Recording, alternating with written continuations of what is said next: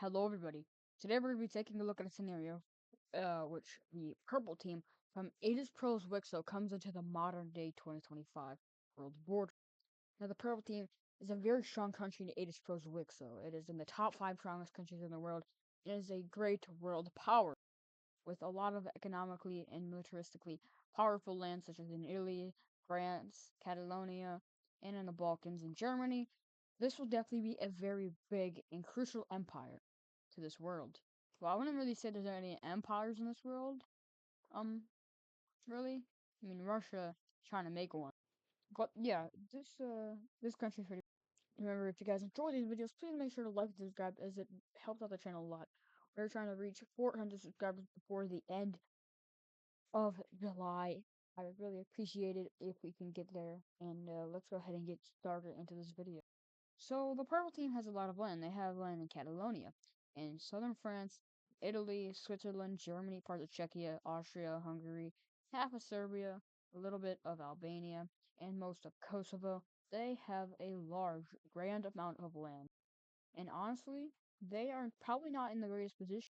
They're in the middle of Europe, with countries like Spain, France, Germany, Poland, and then the great eastern people like Turkey, Bulgaria, Romania, Ukraine, and Greece, all there, and there's some pretty strong countries around them, don't get me wrong.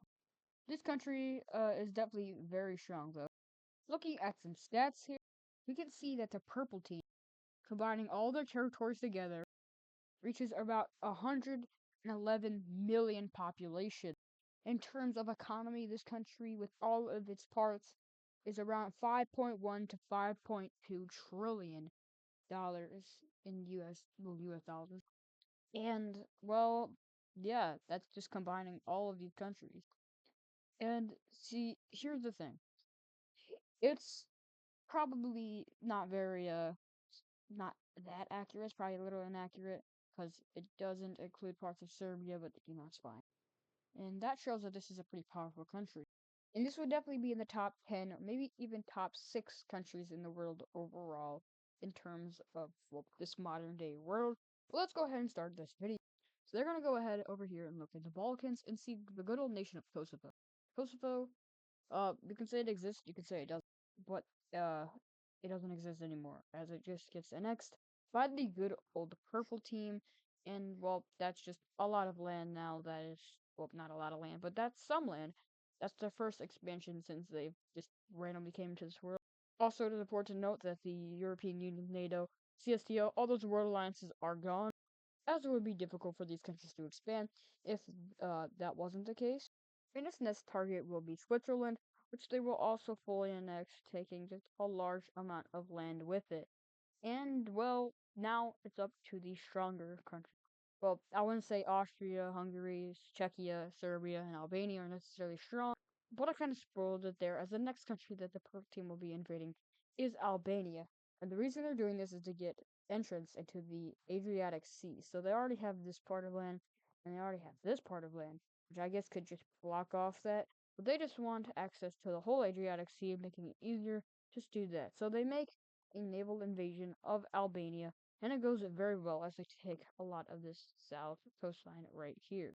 Over here in the north, they're also doing well as the full coast is captured.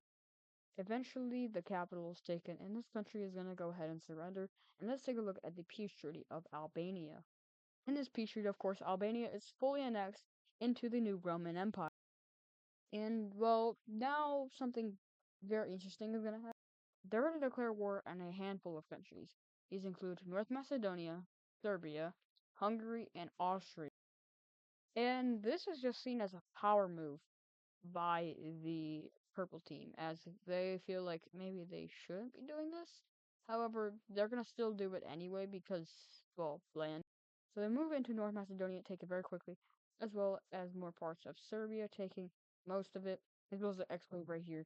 What the hardest nation to fight so far is Hungary, as they put up a great defense. The same is not said about Austria, though. And Budapest is slightly inside. However, over here, Serbia collapses, and then Hungary eventually surrenders due to impending doom. Let's take a look at the peace treaty of Skopje. And in this peace treaty, all of these nations are fully annexed, and from here we're going to see a new alliance pop up. That is formed by the Bulgarians, Romanians, French, Spanish, and Polish. These countries have came together to form an alliance pact against the Purple Team due to their, of course, rapid expansion in the Balkans and just Central Europe as a whole. Now, I would say the Purple Team is very worried about this now. You know, they have threats on both sides and from the north. If you made it this far in the video, by the way, please make sure to drop a like and subscribe. Anyways, enough of the plugging. The purple team is now going to go ahead and do, well, their, their another conquest by invading the country known as Greece. Now, in real life, Italy invading Greece in 1941 did it go too well? Or no, it was 1940, I think. Not entirely sure the timeline there. But no, was was it 1941? I don't know. It doesn't matter though because these are Romans, but they're not Italians, and whether that makes a difference or not, who really knows? But eventually, the Romans meet up with the Aegonci, while the blue team moves in from the Panhandle, the Macedonian area, and takes Thessaloniki, and just takes the remaining portion of land right there. From here, Greece is gonna fight very hard, but unfortunately, it just isn't gonna last well, as this country is eventually gonna capitulate over to the Romans. And let's go ahead and take a look at this peace treaty. In the peace treaty, Bulgaria takes all of this land, a very good amount of land, and also shows how the purple team is maybe not the most powerful country in the world, as they managed to get a lot of land over here. However, the purple team is managed to get a majority of Greece and the important areas of Greece, and good, good for them. It's actually probably not good for the world or them because, well, instability rises within this country, obviously, and yeah, it's just not a very good place to live in if you're in any of the countries bordering the purple team.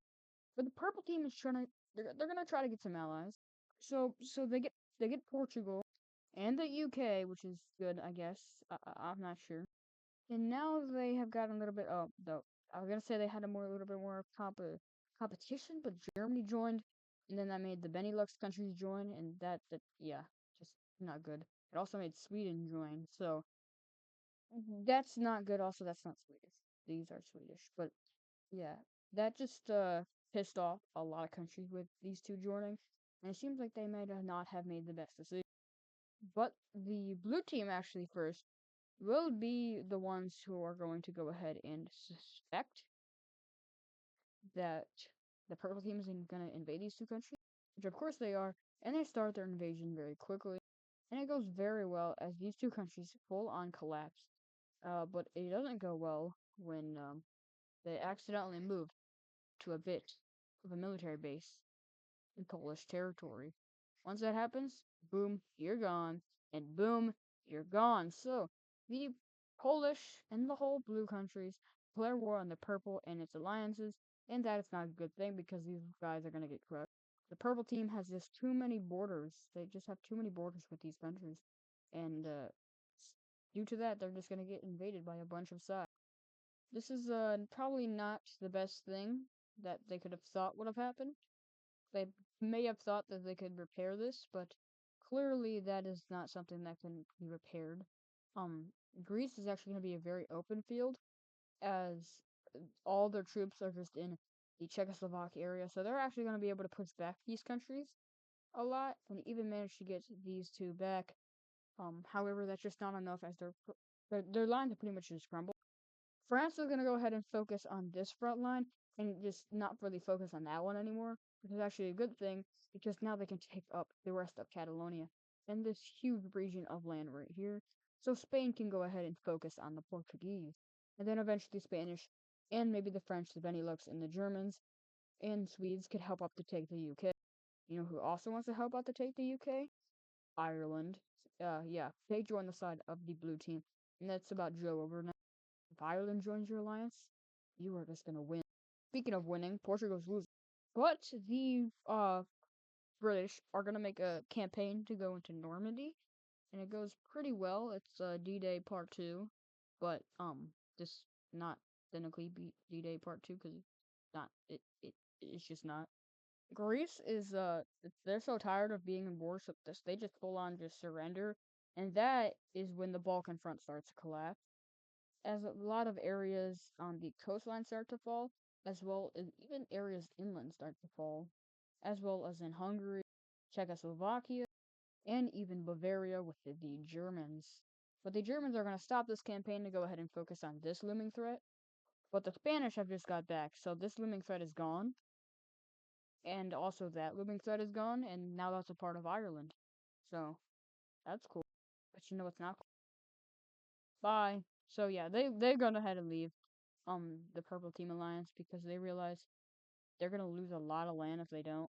And they're probably gonna lose some land already. So they're just gonna try not to lose as much land. But they're probably still gonna lose a good majority of it. Well, a good majority of some of it.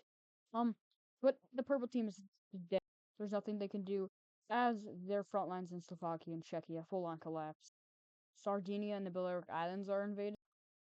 And that was actually from that was from Tunisia. So that's interesting. And then Tunisia starts to invade part of Sicily. And when your mainland's getting invaded, you know that you have a pretty big issue right now. So then they're gonna evacuate out of Corsica, evacuate out of the Balkans, which just does horrible for them. Evacuate out of France and just focus on the Italian peninsula. Um, is that gonna go well? I don't know. So they focus on this and they kick Tunisia out of this area, and they just focus on their front lines up north, capturing places like Genoa and even getting to Venice up here. However, the problem with this is that the purple team they've lost all their important land. Not all of their important land. They still have the Italian peninsula, of course. However, it's just not going to go well for them, and they realize that, and they go ahead and surrender. And I don't think there's a need to look at a peace treaty.